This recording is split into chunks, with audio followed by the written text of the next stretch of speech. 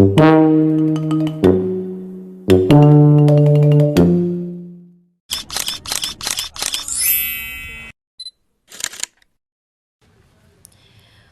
Swastiastu. Perkenalkan, nama saya Dewa Ayu Mirah Prasya Dewi dengan NIM 23020230007 dari kelas 1B Akuntansi Pagi. Tujuan dari pembuatan video ini adalah untuk memenuhi tugas UTS mata kuliah pengantar manajemen dengan dosen pengampu Ibu Putuatim Purwaningrat SEMM. Dalam video ini, saya akan menjelaskan mengenai 4 fungsi manajemen, yaitu planning atau sering kita kenal dengan istilah perencanaan. Selanjutnya ada organizing atau yang lebih kita kenal dengan pengorganisasian, actuating atau pengarahan, serta controlling atau pengendalian. Nah, sebelum saya menjelaskan mengenai keempat fungsi manajemen tersebut, saya akan memaparkan terkait apa sih itu manajemen. Jadi, manajemen adalah proses pengorganisasian, pengaturan, pengelolaan SDM, sampai dengan pengendalian agar bisa mencapai tujuan dari suatu kegiatan. Manajemen sangat diperlukan untuk kebutuhan pribadi maupun bisnis. Manajemen bisa membuat bisnis menjadi lebih berkembang karena dijalankan secara struktural dan prosedural.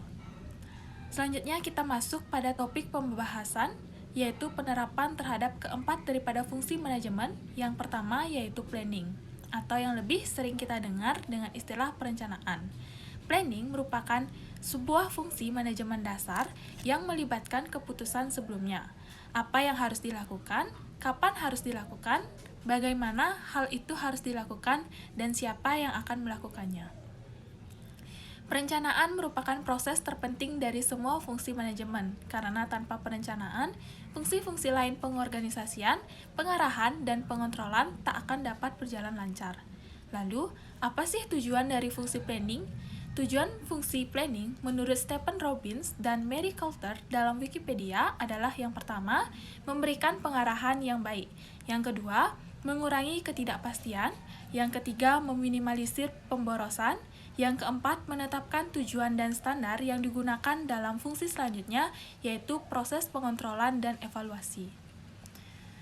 Adapun kegiatan yang terjadi dalam penerapan fungsi planning sebagai contoh, yaitu fungsi manajemen planning yang diterapkan di lingkungan kerja, yaitu adalah menentukan jumlah target produksi dalam 1 pekan, 1 bulan, ataupun 1 tahun.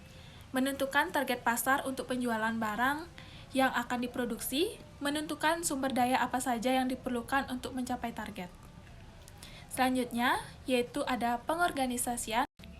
Pengorganisasian atau organizing adalah pembagian kerja yang direncanakan untuk diselesaikan oleh anggota kesatuan pekerjaan, penetapan hubungan antar pekerjaan yang efektif di antara mereka, dan pemberian lingkungan dan fasilitas pekerjaan yang wajar sehingga mereka bekerja secara efisien.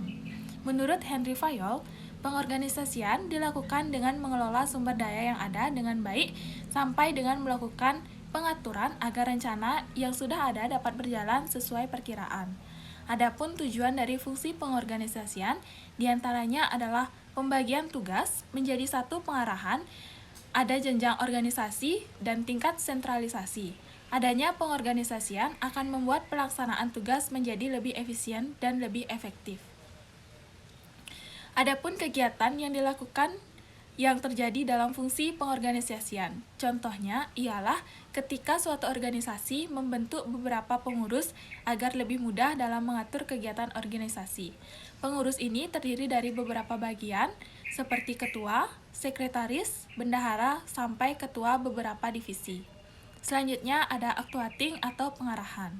Pada dasarnya, actuating adalah suatu upaya untuk menggerakkan seluruh anggota kelompok agar bersedia bekerja sama dalam mencapai tujuan yang diinginkan. Kegiatan ini memiliki peran yang sangat penting dalam proses manajemen suatu organisasi ataupun perusahaan, dikarenakan actuating akan berhadapan langsung dengan mereka yang ada di dalam suatu organisasi. Fungsi penggerakan atau actuating merupakan bagian dari proses pengarahan dari pimpinan kepada karyawan agar mempunyai prestasi kerja menggunakan potensi yang ada pada dirinya. Pengarahan atau directing yaitu kegiatan memberikan arahan agar seluruh tim dan sumber daya yang ada dapat bekerja untuk mencapai tujuan bersama. Selain itu, menjalankan seluruh perencanaan yang telah dibuat agar dijalankan dengan baik berdasarkan tujuan yang ingin dicapai. Adapun kegiatan yang dilakukan dalam penerapan fungsi actuating, yaitu sebagai contoh, perusahaan A memulai proses produksi pakaiannya, para petinggi perusahaan membimbing sumber daya manusia dan selalu memberikan motivasi. Selanjutnya, controlling atau pengawasan adalah proses kegiatan pemantauan untuk memastikan bahwa hal yang dipantau tercapai sesuai dengan rencana dan mengoreksi penyimpangan yang signifikan. Fungsi manajemen ini bertujuan untuk melakukan kontrol atau evaluasi terhadap kinerja organisasi. Poin ini juga berguna untuk memastikan bahwa apa yang sudah direncanakan, disusun, dan dijalankan dapat berjalan sesuai dengan aturan main atau prosedur yang telah ditetapkan. Berikut saya akan memberikan contoh salah satu fungsi penerapan manajemen, yaitu organizing. Berikut videonya. Di sini saya akan menjelaskan mengenai kepengurusan panitia HUT Bank BRI, yang dimana yang pertama ada ketua panitia yang diketuai oleh saya sendiri. Selanjutnya ada wakil, yaitu kamu nanti Eka. Selanjutnya ada sekretaris, yaitu Putri. Bendahara ada Yoga. Si acara ada Cindy. Si konsumsi dan rohani ada Amel.